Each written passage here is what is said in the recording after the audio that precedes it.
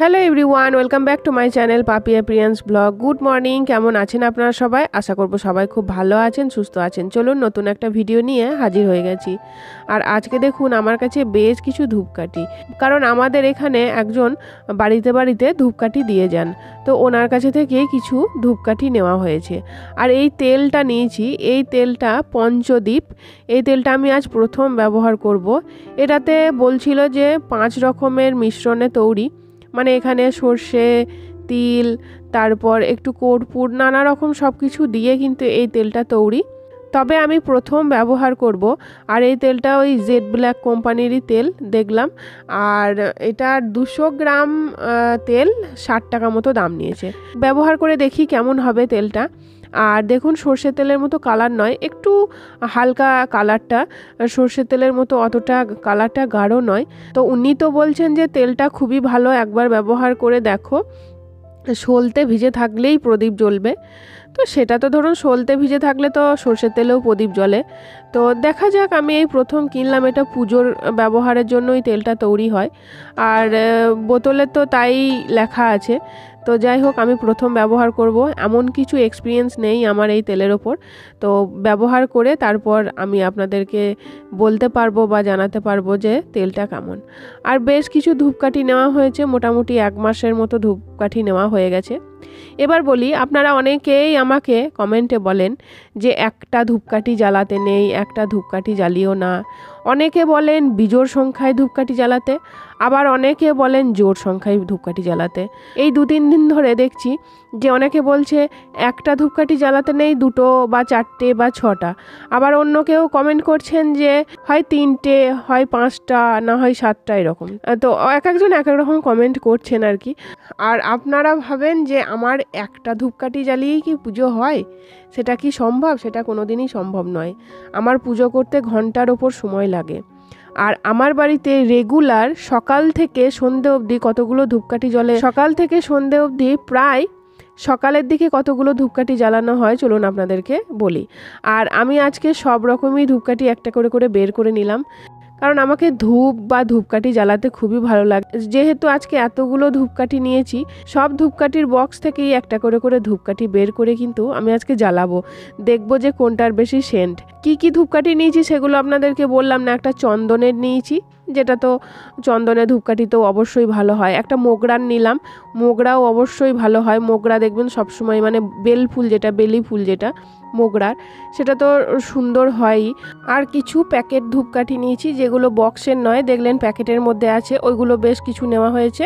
আর একটা কাঁচা ধূপের বক্স ছিল, গোটাটাই একটা নিয়েছি, কারণ কাঁচা ধূপের ধোঁয়াটা খুব ভালো হয়। আর আমাকে ধোঁয়া খুব ভালো লাগে, ধূপের ধোঁয়া হলে আমার খুব ভালো লাগে। তো সেই জন্য ওটা একটা পুরো ফাইল নিয়েছি। তো যাই হোক, চলুন এবার আপনাদেরকে বলি যে আমার সারা দিনের মধ্যে সকাল থেকে রাত অবধি ধূপকাঠি কতগুলো জ্বলে। তো প্রথমেই আমার শাশুড়ি মা সকালে যখন হরি মন্দিরে জল ঢালেন তখনই একটা ধূপকাঠি জ্বালানো হয়, তো ওটা একটা গেল। তারপর আমি যখন ঠাকুর ঘরে ঢুকি তখন প্রথমেই পুজোর শুরুতে একটা ধূপকাঠি জ্বালানো হয়, তারপর সেটা শেষ হয়ে যায়, তারপর আবার একটা জ্বালানো হয়, সেটাও শেষ হয়ে যায়। তারপর আমি যখন আরতি করি তখন আবার 2টো জ্বালাই। তো মোটামুটি আমার ওখানেই 3-4টে চলে যায় আমি পুজো করতে করতেই। তারপর আমি পুজো করে নেমে এসে আমি আমার নিজের রুমে একটা ধূপকাঠি জ্বালাই। আবার আমার ছেলের রুমে, আমি যেখানে আমার ছেলের বই থাকে সেখানেও আমার মা সরস্বতীর একটা মূর্তি আছে, সেখানেও আমি একটা ধূপকাঠি জ্বালাই। তো মোটামুটি সকাল থেকে আমি যদি হিসাব করে দেখি তাহলে 3টে আর এদিকে 4টে, 7টা-8টা কিন্তু ধূপকাঠি সকাল দিকেই যায়। আর সন্ধ্যের দিকেও আবার মোটামুটি ঠাকুর ঘরে একটা, তারপর ডাইনিংয়ে একটা, হরি মন্দিরে একটা, মোটামুটি সন্ধ্যের দিকেও 3-4টে ধূপকাঠি যায়।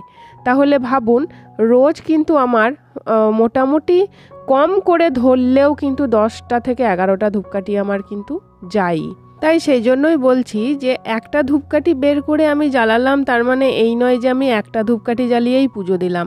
আসলে কি সবটা তো আর ক্যামেরার সামনে নিয়ে আসা যায় না, কারণ কি ক্যামেরাটা তো আমাকে নিজেকেই করতে হয়, কেউ তো আর করে দেয় না যে পুরো ডিটেলসটা দেখানো যায়, কারণ আমি পুজো করতে করতেই ভিডিওটা করি, তো সেই জন্য সবটা পসিবল হয় না দেখানোর।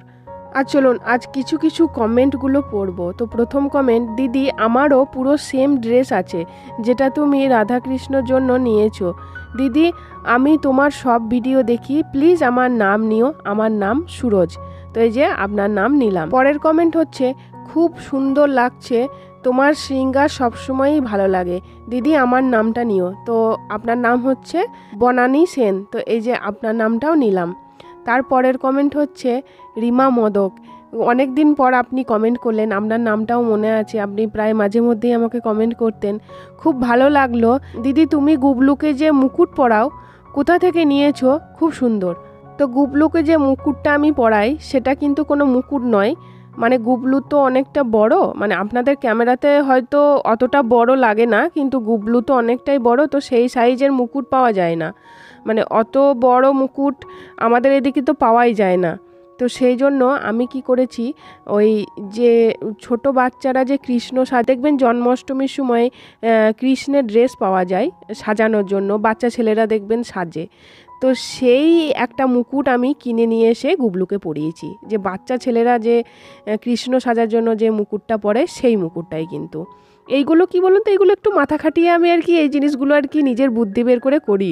অনেক কিছু এরকম ড্রেস থাকে যেগুলো আমি ড্রেস পরাই, বা এরকম ছোটোখাটো অনেক কিছু ব্যাপার থাকে, সেইগুলো হয়তো অতটা বলা হয় না, আপনারা জিজ্ঞাসা করলে তবেই আমি বলি, কিন্তু এরকম কিছু কিছু জিনিস যেগুলো মানে একটু বুদ্ধি খাটিয়ে আর কি করি।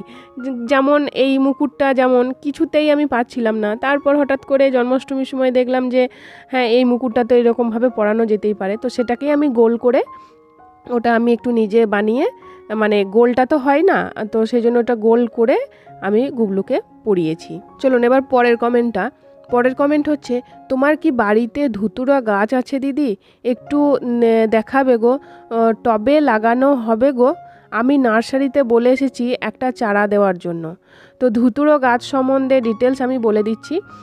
ধুতুরা গাছটা টবে লাগালেও হবে, এমনিতে বাড়িতেও আমার আছে, আমি একবার ওই নার্সারি থেকে নিয়ে আসিনি, রাস্তার পাশেই দেখবেন প্রচুর ধুতুরা গাছ পাওয়া যায়, মানে দেখবেন রাস্তার পাশে প্রচুর ধুতুরা গাছ এমনি হয়, তো সেখান থেকেই আমি একটা চারা তুলে নিয়ে এসে বাড়িতে লাগিয়েছিলাম, তো প্রচুর হয়ে গেছিলো ধুতুরা গাছ, মানে একদম পুরো ছড়িয়ে যায়, একটা যদি আপনি লাগান না অনেক ছড়িয়ে যায়, বেড়ে যায়, তো অনেকটা ছড়িয়ে যাওয়ার জন্য আমি ধুতুরা গাছটা কেটে ফেলেছিলাম একবার, তো সেই হয়তো বীজ টিজ আমার বাড়ির পিছন দিকে পড়েছিল, তো তখন থেকে বাড়ির পিছন দিকেও অনেকটা জায়গা জুড়ে একটা ধুতুরা গাছ হয়েছে, সেখান থেকেই আমি ফুল তুলে নিয়ে আসি, তবে সেখানকার বীজ এনে আমি বাড়িতে একটু লাগিয়েছি, ফেলেছি আর কি, দেখা যাক গাছ বেরোয় কি না, আর যদি না বেরোয় তাহলে ওই পিছন দিক থেকেই একটা ছোট চারা মতো কিছু নিয়ে এসে, যদি একটু চারা বেরোয় তাহলে নিয়ে এসে আবার আমি বাড়িতে লাগিয়ে দেবো।